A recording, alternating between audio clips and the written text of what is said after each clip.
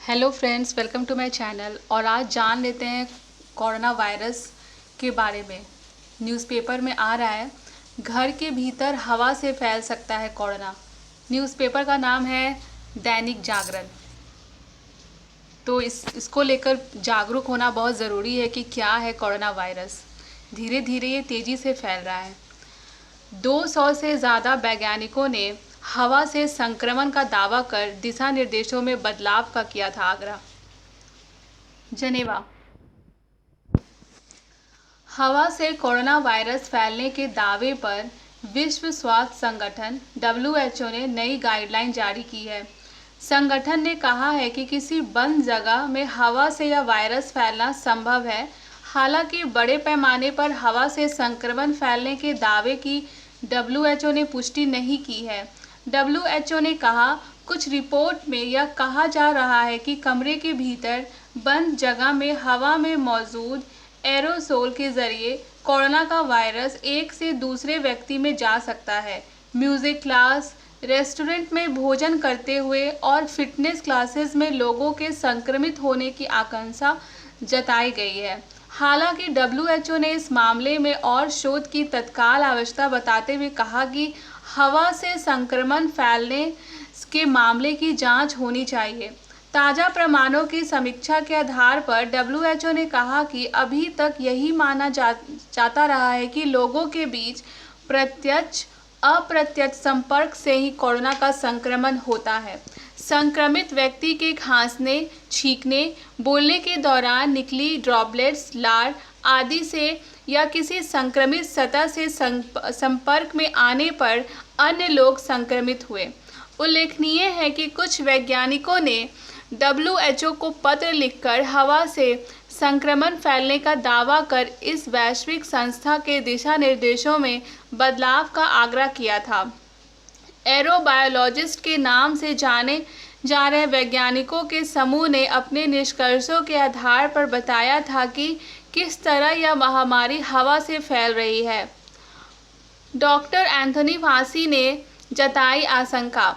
इस पत्र पर हस्ताक्षर करने वाले कोलोराडो विवि के केमिस्ट जोस जिमेनेज ने कहा कि हमारा कदम एक छोटा सा प्रयास है। यह स्पष्ट है कि यह बीमारी बहुत तेज़ी से व्यापक क्षेत्र में फैलने वाली है।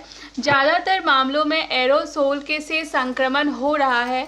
उधर अमेरिका के एलर्जी और इन्फेक्शन के नेशनल इंस्टीट्यूट के निदेशक डॉक्टर एंथनी फासी ने कहा कि SARS-CoV-2 के हवा से फैलने के ठोस प्रमाण नहीं है, लेकिन मेरी समझ से ऐसा हो सकता है।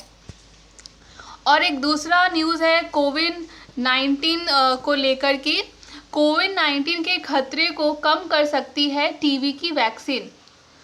ये अनुसंधान हुआ है। टीबी रोग के इलाज में इस्तेमाल होने वाली दवा BCG में कोरोना वायरस कोविड-19 से बचाव की संभावना दिखी है। इस वैक्सीन के जरिए कोरोना से मौत के खतरे को कम किया जा सकता है। अमेरिका में हुए एक प्रारंभिक शोध में पाया गया कि bacillus Calmette urine BCG vaccine विश्व भर में जहां कहीं भी कोरोना मरीजों को दी गई, वहां मृत्यु दर बेहद कम रही है। अमेरिका के national institute of allergy and infection disease के शोधकर्ताओं ने BCG को कोरोना मरीजों के इलाज से जोड़कर देखा है। पूरे विश्व में कोविड-19 के कारण हुई मौतों के तुलनात्मक अध्ययन के बाद यह निष्कर्ष निकाला गया है।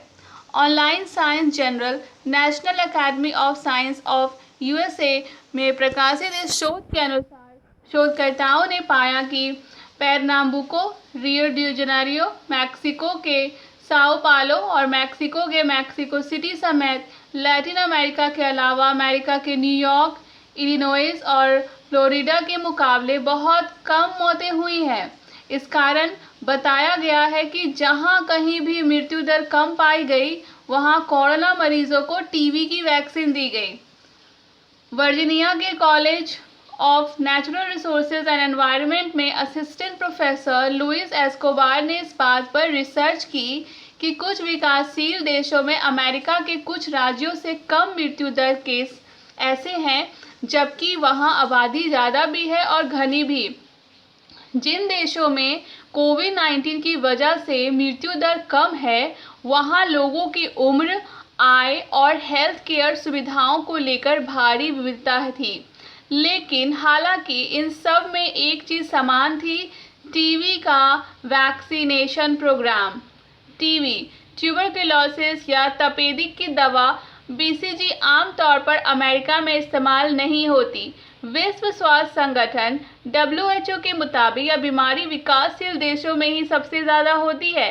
यह वैक्सीन लगभग 100 साल पहले तैयार की गई थी। इससे टीबी के बैक्टीरिया के खिलाफ इम्यूनिटी पैदा होती है। इसके टीके से लोगों इम्यून सिस्टम बेहतर होता है और खुद को कई संक्रमणों से बचाया जा सकता है। तो ये था कोविड-19 से खबर। और एक है WHO के पैनल का नेतृत्व करेगी 2 महिला नेता। कोरोना के कारण अमेरिकी राष्ट्रपति डोनाल्ड ट्रंप के निशाने पर आए WHO के कोरोना को लेकर विश्वव्यापी प्रतिक्रिया का अध्ययन करने वाले पैनल का नेतृत्व 2 महिला नेता करेंगी। इनमें से एक अपने देश की राष्ट्रपति तो दूसरी अपने देश की प्रधानमंत्री रह चुकी है। जानकारी के मुताबिक पैनल का नेतृत्व अफ्रीकी देश लाइबेरिया के पूर्व राष्ट्रपति एलेन जॉनसन सरलीफ और न्यूजीलैंड के पूर्व PM हेनले क्लार्क करेंगी। एलेन नोबेल पुरस्कार विजेता रही हैं और लोकतांत्रिक तरीके से राष्ट्रपति चुनी गई थी, और क्लार्क 2016 में से UN को सेवाएं दे रही हैं। धन्यवाद। कोविड अपडेट से जुड़े रहने के लिए और न्यूज़पेपर में क्या क्या खबर आ रही है आपको इस चैनल के थ्रू मिलेगा।